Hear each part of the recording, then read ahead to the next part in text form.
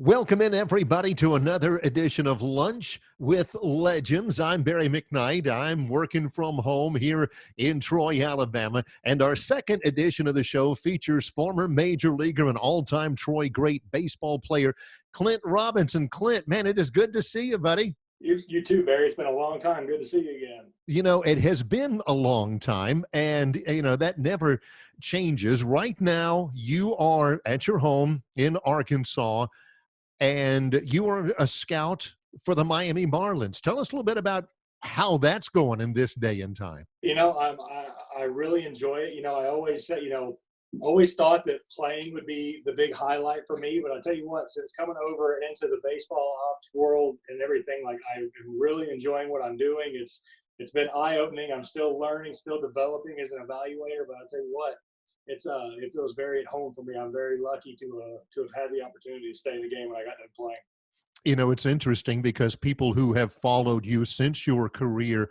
at Troy, and when you left Troy, you were the all-time leader in hits and total bases and games played, a 4-year letterman at Troy. They recognize you. Obviously, you've been busy on Twitter, and your Twitter handle or your Twitter account has a big Trojans in the back. Mm-hmm. You can look right behind you right now, and you can see the Trojans jersey. Got it up right there. Then I got me and Coach Pierce right over there getting the jersey. And yeah, Troy's a very special place to me. Very, very humbled to have been able to go there and, make all the relationships that I always, I cherish forever, and all the fun memories and everything. So Troy is very near and dear to my heart. That makes me happy to hear you say that, because I remember when you first came to Troy. You're out of Dothan, went to Northview, great high school career there. Coach Pierce tells the story that when he was checking on you, when he was looking at you and recruiting you, he saw you play himself about 5 or 6 times in high school ball, in Legion ball. And he said, every time I saw Clint Robinson play, he homered in that game. I should have put Coach on the payroll after. I should have said, Coach, what is Troy paying you when I got to the big leagues, and I'll double it. Maybe I'd still be there making a lot more money. So, yeah, I remember every time we'd go play Charles Henderson and, play at the, Troy University, play the post-12 tournaments, everything for Legion ball, he'd always be there. I always play well. So, Coach Pierce and Coach Smart, they've done a lot for me. What kind of a player, honestly appraising yourself, what kind of a player were you coming out of high school, as opposed to what kind of a player you were when you left Troy and went to pro ball? I always got, when I'm talking with other scouts now, when we have our conversations, I always feed off of my, I'm actually taking my international marketing online course at Troy right now. And we always talk about self-referencing criterion. So I like shows I've been studying a little bit. I've got an exam coming up to finish up that course in a little bit. But, I always reference that kind of stuff. And I always had like the hit tool. Like I wasn't a great athlete. I wasn't really fast, but I always had like that kind of innate hit tool. And when I got to Troy is where I really learned the finer points of the game that I carried with me, into pro ball and everything. Just, the little situations and paying attention to what's going on, and just the little things to where I couldn't out-physical people and I couldn't out-talent them. So I had to I had to go with the little things to put me over the edge. You know what I mean? So learning from guys like Coach Smart and Coach Pierce and, the great staff we had, it was really good to just learn the game of baseball. One of the things that the coaches assured me of whenever I told them that I was going to be talking with you, and they're so proud of you, they assured me that it's very likely that you're still not in the 6-minute mile regimen that boy. I would be lying if I would tell you at least once a year I will have a bad dream to where I'm late for the 6-minute mile and having to meet Coach Pierce at the track at 6 a.m. when I didn't make it. I'll never forget. He was so disappointed in me. I tried so hard my senior year. I was like, I'm a pretty big guy. And like I said, not a great athlete. Running was not my forte. And I tried so hard to make it. And I just missed it my senior year. And Coach Pierce, he was so disappointed. He said, I cannot believe one of my senior captains cannot make this mile. I didn't run it very many times after that 6 in the morning because I said, I am making this. And I'm not so sure if he might have had mercy on me and gave it to me. We'll never know, but I'm going to take it that I did it myself. So yeah, it was that thing is, for me, it was a bugaboo for me. It was miserable. I did not like that thing. It's so interesting because you were again throughout your 4-year career at Troy, you were except for some I think some injuries your junior year in '06. You had a hamstring, you got hit a couple times, you missed some time there. You were always just so consistent, such a consistent producer. But I mean, every day, same mindset, same willingness to work. I don't think people really realize, certainly that in the real world, so to speak, but in pro ball, consistency is everything. Am I right?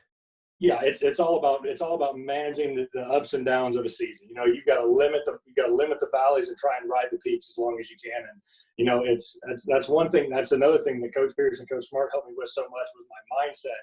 So when I got to pro, they were always preaching like, "Man, you are way too hard on yourself. You have got to learn to relax and just kind of let the game come to you. Quit trying to create something, and especially offensively. When you're up there, it's like when you're playing golf and you're saying, man, I got a long par 5 right now, and I'm just going to try and bomb it as far as I can to get there in as little strokes as possible.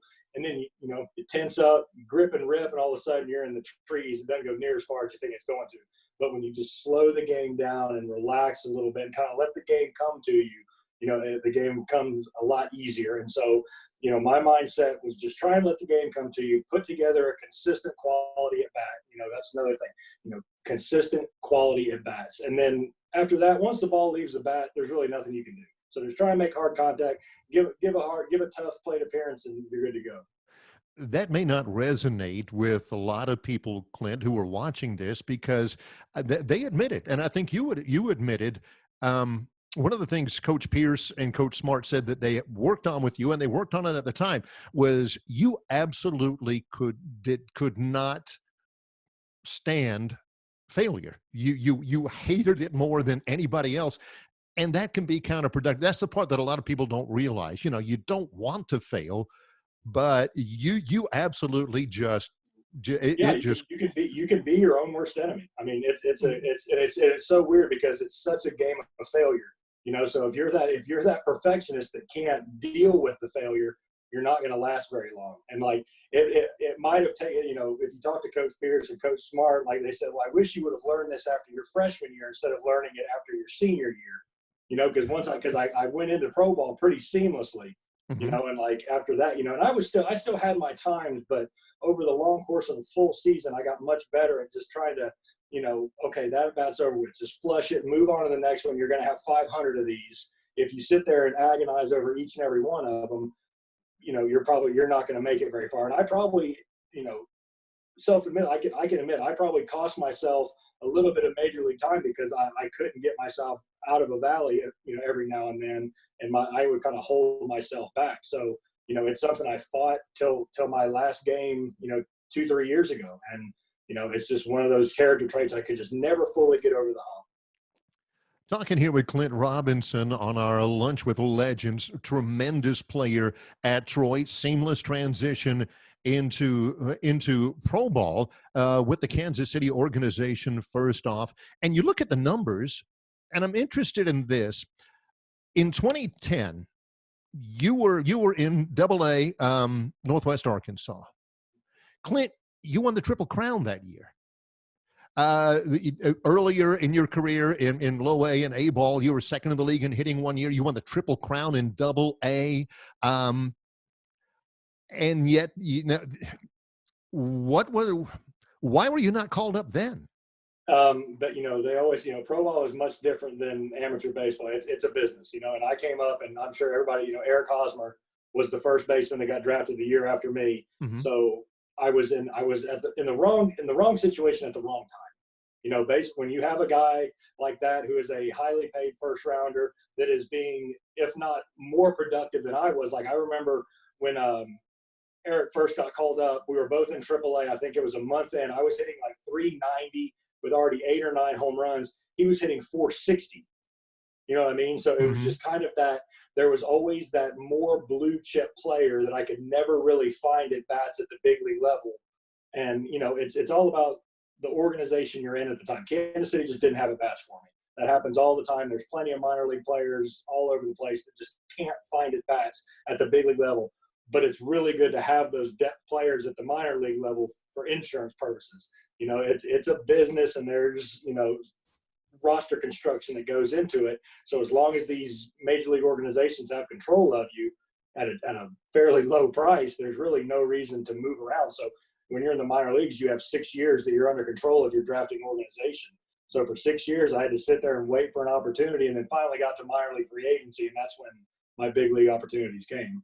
You sound so philosophical about it all now, you know, looking back on it. I still imagine it was tough for you to, you know, for you to work through, right? Yeah, but I mean, because I'll be honest with you though, like I was from being a 25th round senior sign that wasn't given much money, and the organization wasn't invested in me that hard to be able to play at the AAA level and be on the 40-man roster and all that. I was like, man, I'm getting to do something I love to do. This is my job now.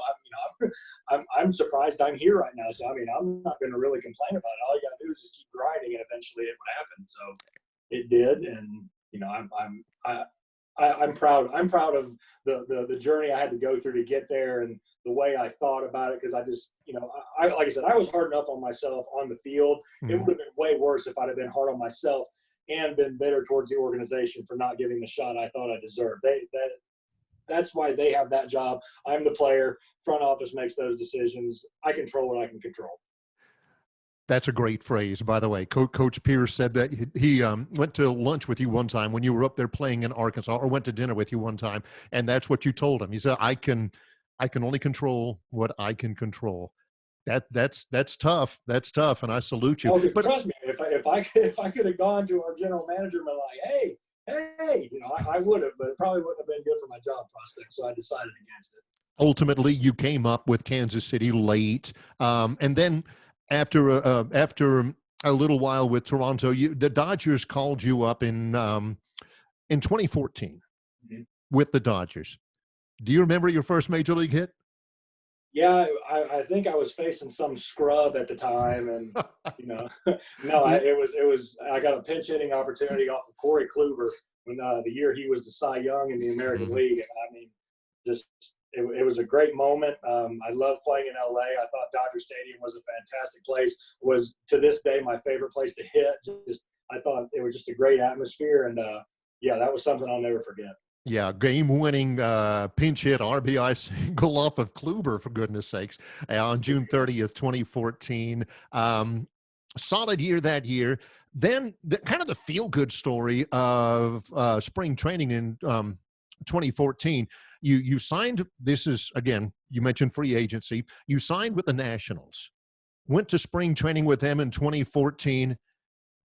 Clint, you made the opening day roster that year. Yeah, it was great, you know, and that's a big thing for guys in the minor leagues is, you know, not only do they have free agency at the big league level, but when you're a guy that's earned the right to be a free agent in the minor leagues, it would behoove you to do your homework, you know. And then, you know, I had multiple organizations talking to me, and I had to make a decision with me and my wife and my agent and say, okay, what opportunity is going to allow me to go into spring training and compete for a job? You know, the Nationals had some injuries. They had some openings.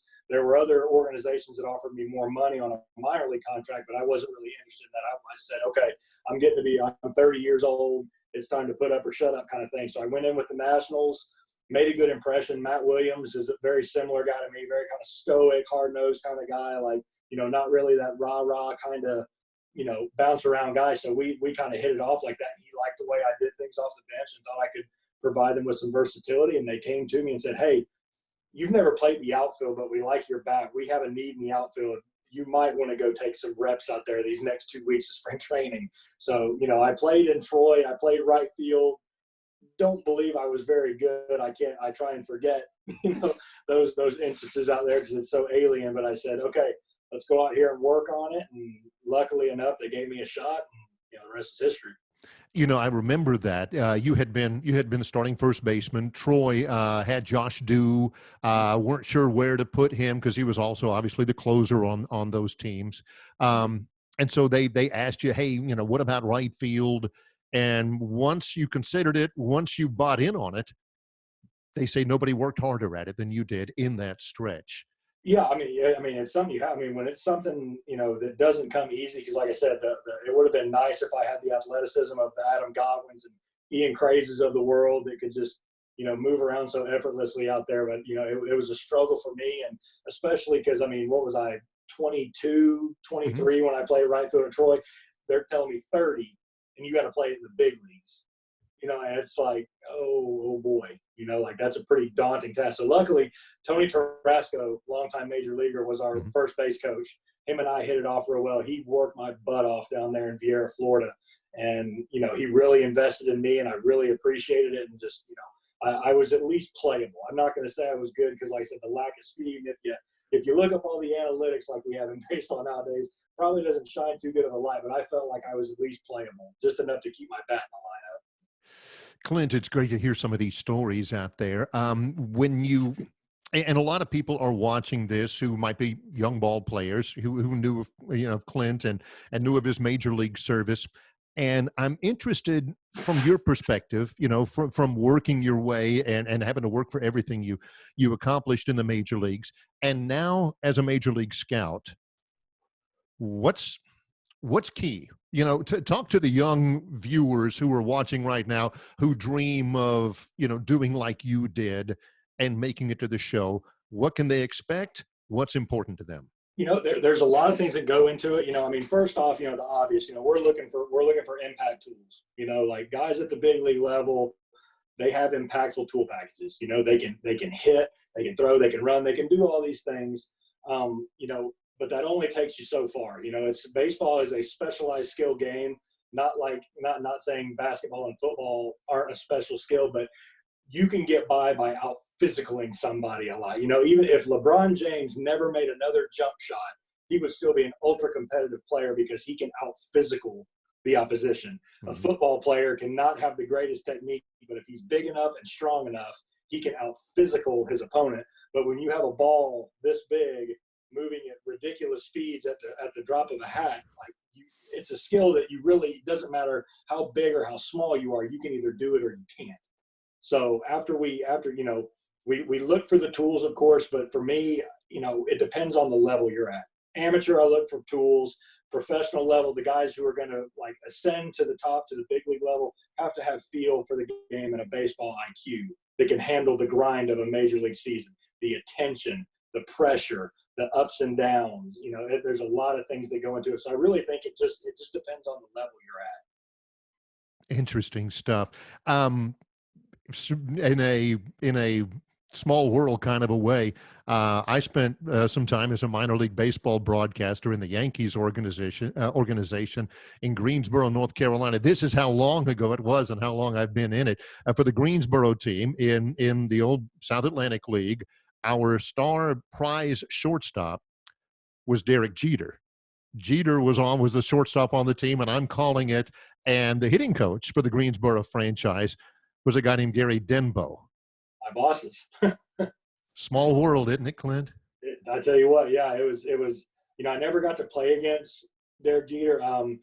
In spring training, he came. Him and Jorge Posada came and sat down at our lunch table in the locker room, and I just thought that was the coolest thing. Because even though I played at the big league level and all, that still doesn't mean that I'm above being starstruck by one of the greats of the game. And guys that really mastered the ability to slow the game down and play at the highest level in the biggest market and do it well. And so when you have guys like that, when you have a baseball man as your boss, it makes you feel really good about the job you're doing. When you talk to him and he addresses us in spring training, and we're like, man, he really has good feel for what it's like. He values scouts in his organization, and he's a baseball man. So it's fun to work for him. And then Gary Denbo, I've gotten to know him. We've had some good hitting conversations when he's found out I was passionate about the offensive side of the game, and I enjoy working for the Marlins. One more thought about the coaching and about the slowing games down and stuff like that. Looking back on it now, your senior year at Troy was 2007. 13 years ago now. Wow. When you look back, what are the memories 13 years later that you have, first of all, of playing for Bobby Pierce, and just general memories of your time at Troy? I tell you what, the best thing I take from it is just the friendships that I developed that I still have to this day. Like, I mean, I talk to Tom King fairly regular basis. Bert Elliott, just talked to him the other day for about 2 hours on the phone. Kevin Weedlich came and sat at a Texas Rangers game with me in Dallas last year. I got down there in the scout section, and it was, so just the relationships and the friendship I developed that I've, been able. I saw, Joe Hallahan's parents saw him in St. Louis, saw his mom and his sister at a St. Louis Cardinals game. They came down there and said hello, and it's just, so like you said, it's a small world, but the relationships that I developed, and then being so close to home, it's every time I was actually supposed to come to the alumni game, the one that was going to be in March. I was actually going to be scouting in Pensacola, and I was going to drive up for the game, but then of course everything got canceled. But it's just, I love the campus, and just the relationships I developed were so special to me. Between you and Weedlich, two of the best corner outfielders defensively. Now, I'm just kidding. Coach Pierce, could you boil down your essence into your experience with him and your thoughts about being a player under his program? Just a world of respect. He's someone that I respect very, very much. I'm very thankful because he gave me the opportunity to play Division I baseball, gave me an avenue to get into professional baseball, to get to the major leagues. And the thing about Coach Pierce is, what I love about him so much is I always know where I stand. You know what I mean? Like, he always would keep me centered, kind of like, hey, buddy, we're not going to get too high. We're not going to get too low. Mm-hmm. Like, I'm going to tell you like I see it. And even when I was coming back as a big league player, I didn't feel like I was the big league. I still feel like I was one of his players coming in. You know what I mean? It's something I can't really put into words. I understand. He's Coach Pierce.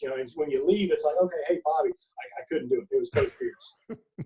So I still felt like one of his players. I think I always will be. This has been so great to catch up with you on everything. I know times are difficult. A scout, a Major League Baseball scout, when there's no travel, there's none of that. But I know you're enjoying the family time, and I know you're still getting a lot of work done. Boy, it's good to see you, Clint. It's good to see you too. Very, very good to catch up. That's great stuff. Clint Robinson, former Major Leaguer, Troy Trojan, our guest on this edition of Lunch with the Legends.